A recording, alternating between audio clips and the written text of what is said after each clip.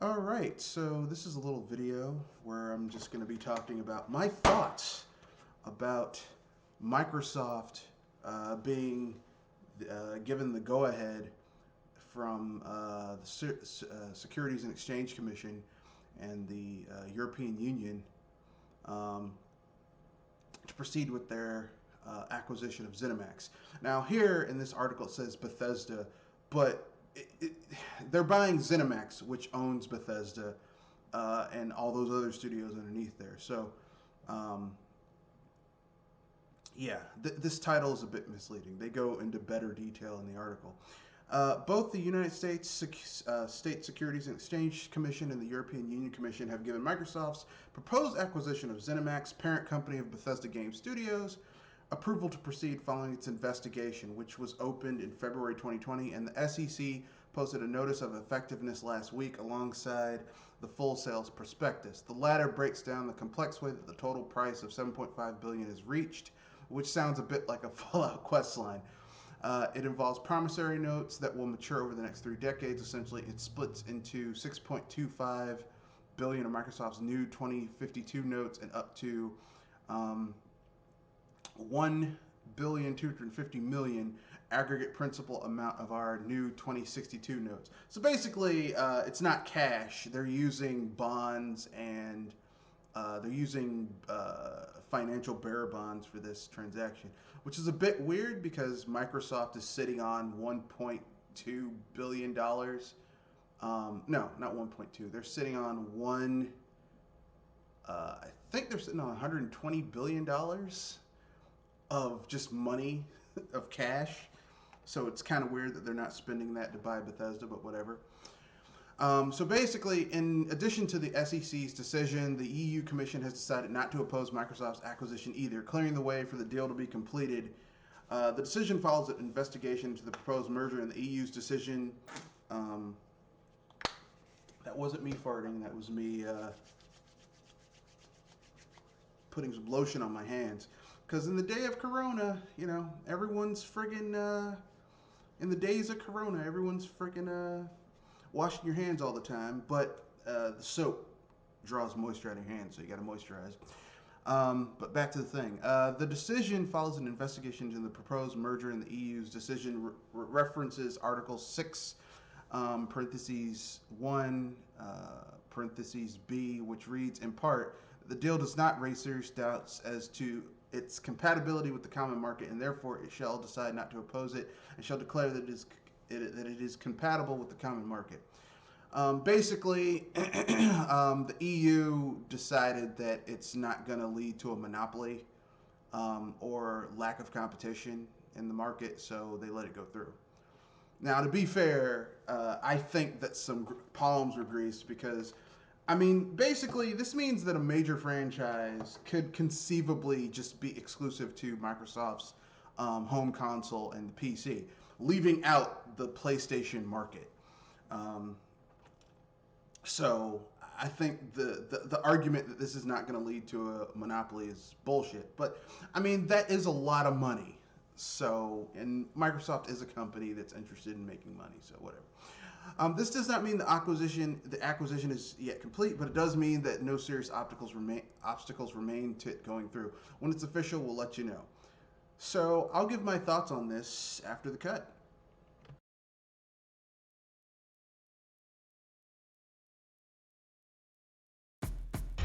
So essentially, I'm gonna do this. This is gonna have 2 segments in this section. What this means. The first segment is gonna be about what this means business-wise, and then what this means for gamers. So without much ado, let's get to it. Starting with the business aspect of things. Basically, what this acquisition, once it's finalized and everything goes through, Microsoft is going to own Zenimax media concerns, which means everything Zenimax owns will be Microsoft's. So Bethesda Softworks, they'll own all of the IPs that Bethesda has bought. So Fallout, Elder Scrolls Online, that's all going to be theirs. They'll also own Arcane Studios. They'll own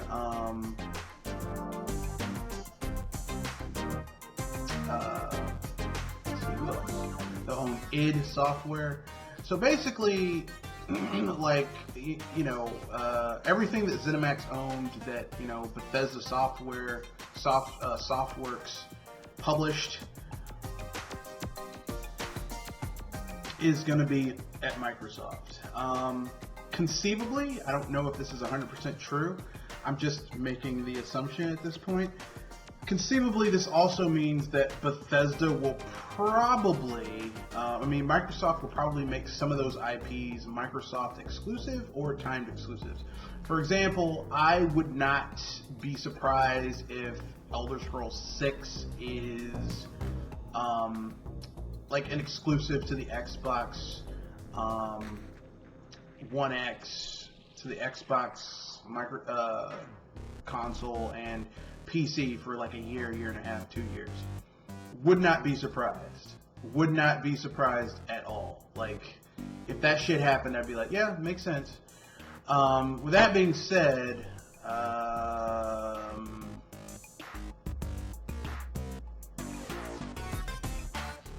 business-wise, this also probably means that Microsoft is going to increase, because the reason Microsoft did this was to increase their first-party portfolio, because Microsoft's first-party portfolio has been shit for the last two console gens.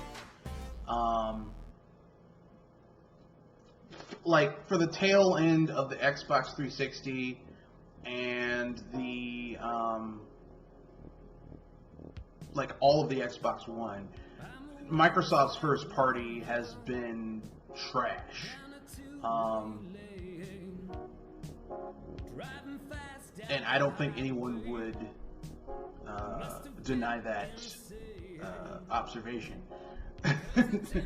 Even if you're a Microsoft fan, you cannot tell me that the first party games that Microsoft has been touting during the tail end of the Xbox 360 generation into the Xbox One generation, their 8th gen, none of those games are really what I would call high quality, if you will, by any stretch of the imagination.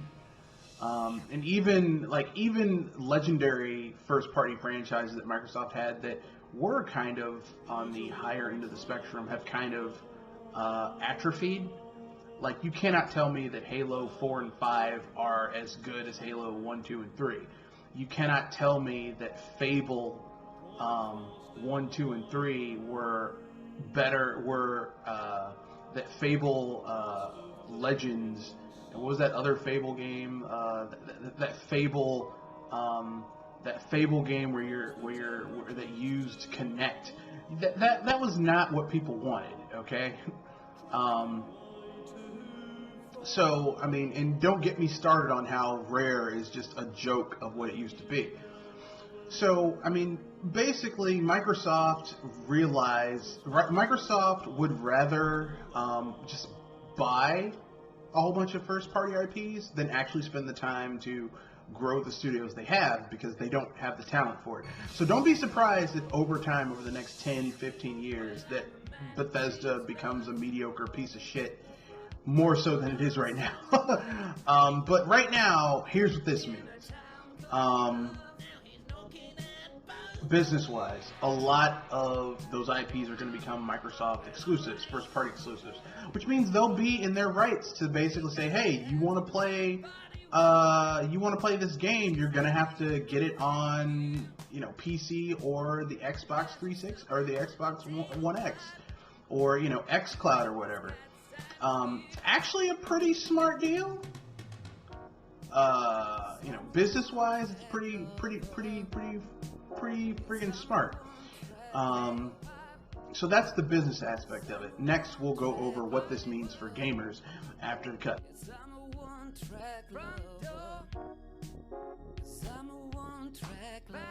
So, I kind of alluded to this in a previous video, but basically the big thing here is that, essentially speaking, this gives Bethesda, specifically Bethesda, the resources to do some major overhauls to their business structure. So here's the thing. Bethesda used to be like a garage studio, where a guy was running it out of his basement in his garage.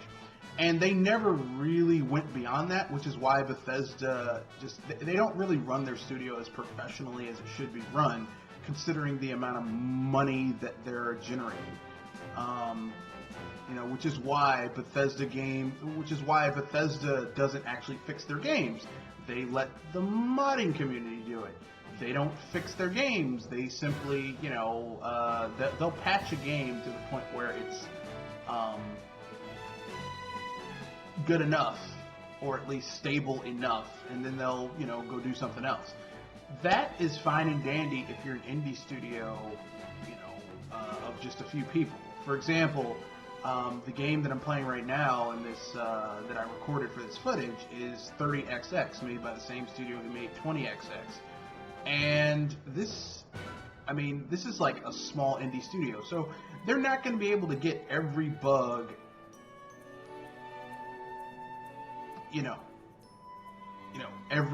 everything in a short period of time. And as a matter of fact, this game, like the previous game, was released early access, and then they worked on the game over time. But that kind of makes sense if you are a indie studio. If you are, Zenimax, which, and Bethesda, which is generating games that, like Skyrim sold 30 million copies over 5 years. That is a very successful game. There is no excuse for a system to come out, for a game to come out, and the game to literally be missing, major features to not be fixed over multiple years of a game's release. That is unacceptable. So now there's no excuse for that. The broken nature of these games really shouldn't be an issue. Now, knowing Bethesda, this is more or less wishful thinking, but shouldn't be an issue.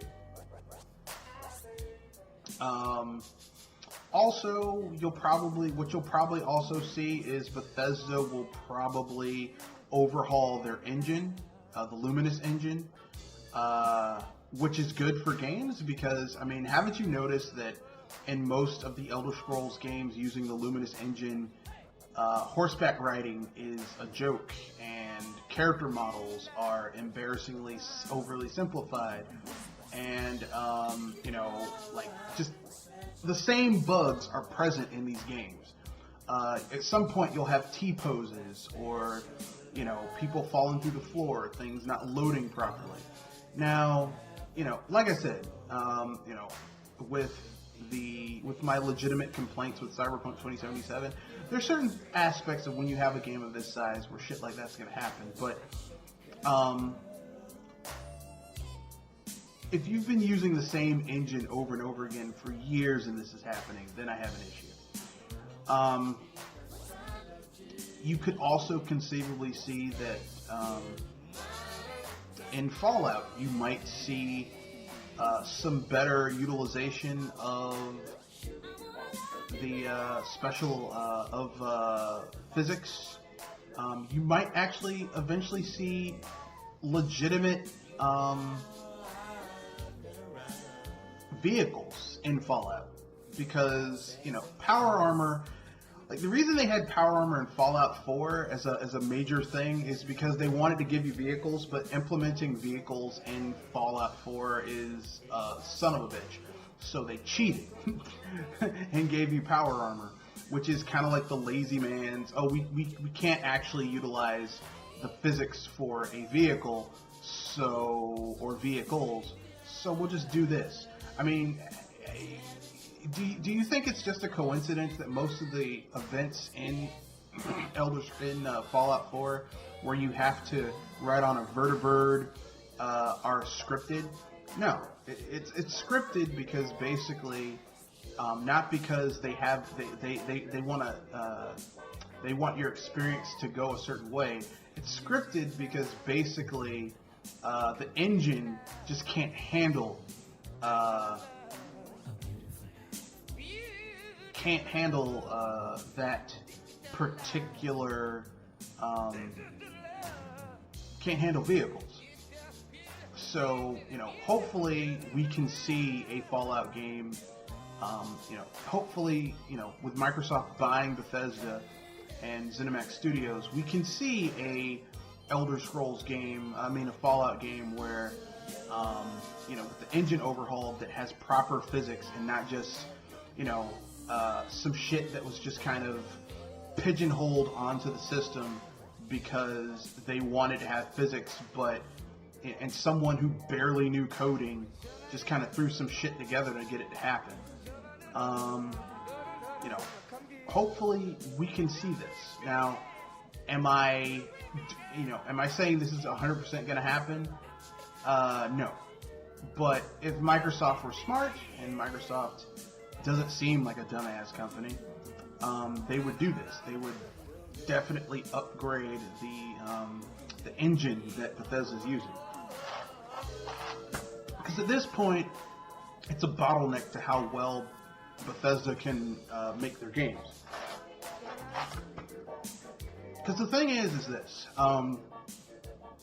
you know, you can only force things with better technology for so long. At a certain point, you have to get more, you have to refine what you already have. And Bethesda has never refined shit that they already had.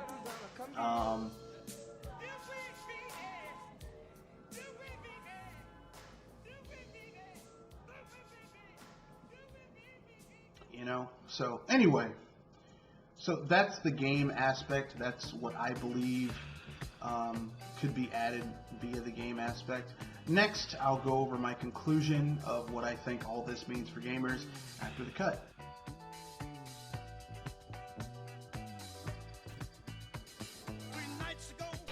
So sorry, had a frog in my throat.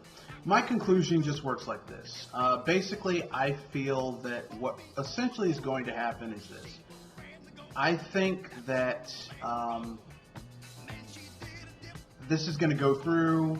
Bethesda is, you know, some people who are redundant are going to lose their jobs, like Pete Hines, or at least be bought out. And, you know, they're going to lose their jobs, but they're not going to be like normal people who lose their jobs. They're going to get, like, Pete Hines is going to get a ton of fucking money. Or, you know, stocks and bonds. He's going to be fine. But, you know, for, you know, the people who are redundant are going to leave because, like I said, Microsoft already has these positions. So why the fuck would they need, you know, Joe Blow?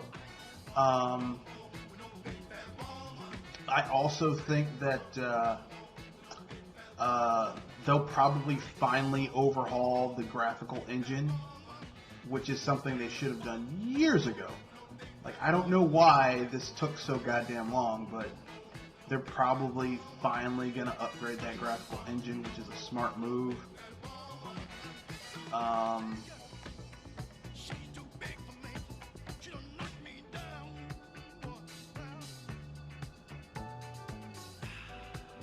And, yeah, that's what I think is going to happen.